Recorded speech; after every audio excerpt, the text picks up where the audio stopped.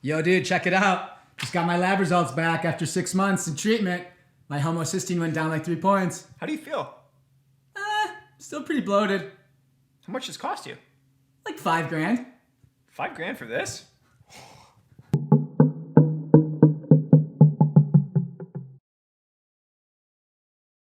Hey guys, what's going on? Dr. Kolby, Dr. Alex here. We're the founders and owners of Haven Chicago. If you haven't already, hit that red subscribe button below so you can follow us. You can get all of our good content that's coming your way. Yeah. We see so many patients every day that walk into our practice and they're hopeless. They're like, why haven't I been helped? And they think their body, they are never gonna have the health that they deserve, even though they're trying everything and they've already tried everything. They've been to the newest and greatest clinic, they've gotten the best supplements, they've gotten the best dietary changes, they've gotten the best IVs, and they still aren't getting the results that they want. Why, right? Why did your previous treatment, despite the fact that you got the cutting edge therapies, you got all the coolest technology, super alternative hip clinic, someone who specializes in exactly the condition that you suffer with, why did that not work? We have 4 reasons why your previous treatment failed you. Point number 1, your previous practitioner was treating you as a diagnosis, not as a person. We see this all the time. You get labeled with all these different diagnoses, and instead of a protocol being tailored to you as an individual, it's tailored to the symptoms and the conditions that you have. So you're doing a specialized protocol for candida. You're doing having a specialized supplement regimen for your high blood pressure. And there's not an overarching conversation about what makes you unique. Just because you have different conditions that may be diagnosable doesn't mean that your own individual manifestation of those problems is like everyone else that has that condition, right? Exactly. Makes sense. Yes. We see this all the time, guys. It's not to say that you can't do things that are specific to a problem. Like if you have hypothyroidism, taking something specific to that problem. That's okay. But the global conversation needs to be what makes you unique and not just treating you as a diagnosis. So instead of treating you as an ICD-10 code, and kind of as using the example as Alex just brought up, is that every individual that has hypothyroidism, if you have 10 individuals across from us, so those 10 people, they are going to present in their own unique way. So if you aren't getting individual treatments for your specific problem, the chances of you having all the pieces you need to put the puzzle together, very slim. Very slim. Point number 2, are your supplements, IV, or therapeutics potentially hurting you? I don't know, are they? We see so many patients, again, that walk in our practice and their supplements or IVs actually contain their food intolerances.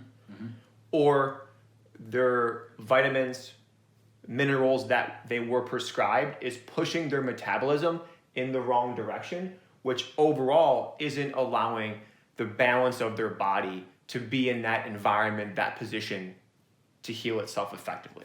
Yep. A great example of this is vitamin C, right? As soon as the flu comes around, as soon as a virus comes around, everyone starts pounding vitamin C. Vitamin C IVs, vitamin C powder, vitamin C capsules, right? So if we just look at vitamin C, first off, it's very alkalinizing. And some people are too alkaline. That means it's pushing your system in the wrong direction. Even if you do have the flu, you're pushing yourself in the wrong direction. Sometimes vitamin C contains a food intolerance like fruit. It could be a completely natural, clean product, but it still contains your food intolerance, which means that you're not going to digest it and it's ultimately going to cause harm. Right? See it all the time. Point number 3. If your practitioner isn't addressing your body's toxicity, then you're not going to get the results you're looking for, even with the best therapy. One way to think about your metabolism is that it's basically like a seesaw, where there's nutrients in and waste out. Okay? A lot of practitioners, they're addressing the nutrients in. They're giving good supplements, they may put you on a great diet, so you're getting good things into the system, but if the waste isn't leaving, then it's just gonna be building up more and more waste, and you're not actually gonna get over the hump and feel ultimately better. So what do I mean by getting the waist out? I mean sweating naturally, having natural bowel movements consistently, having natural menstrual cycle where your liver is detoxifying your hormones properly.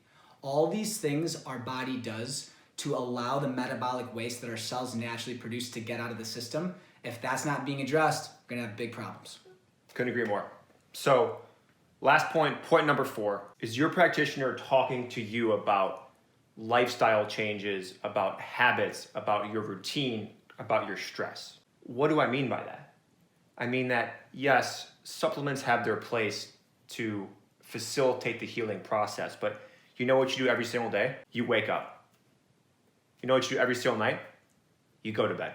You know what you do every single day is you communicate with yourself, with others, you have relationships, you breathe, you are in contact with the world as a whole.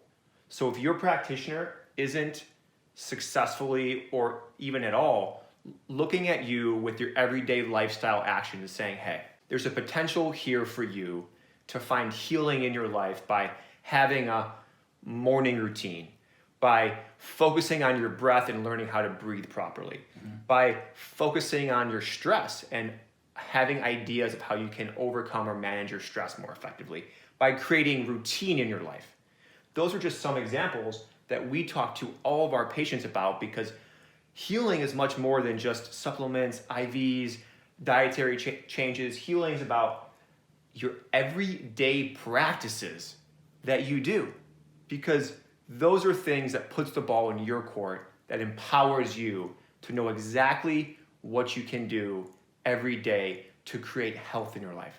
We have so many patients who come to see us where they may have been getting treatment that had some effect on their health, but as soon as the treatment's over, then their health, they're no longer healing, right?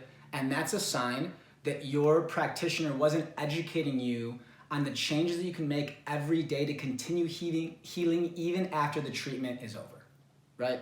So your treatment should be fundamentally educational and empowering for you to create the changes every day to allow you to be healthy. So let's summarize. Okay. Point 1, is your practitioner treating the individual and not the diagnosis? Point 2, are your supplements or IVs or any other therapy you're getting actually hurting you because it contains your food intolerance and it's not right for your metabolism? Point number 3, is your body too toxic, and is your practitioner recommending detoxification routines to make sure that your organs can drain your toxins appropriately? Point number 4, is your practitioner fundamentally educating you on the changes you can make every day in your life to maintain long-lasting health? Awesome. Dr. Kolby, Dr. Alex here with Haven. We hope you enjoyed it. If you haven't already, hit subscribe, hit like, give us a follow. We want to help you achieve the health that we all deserve. Peace.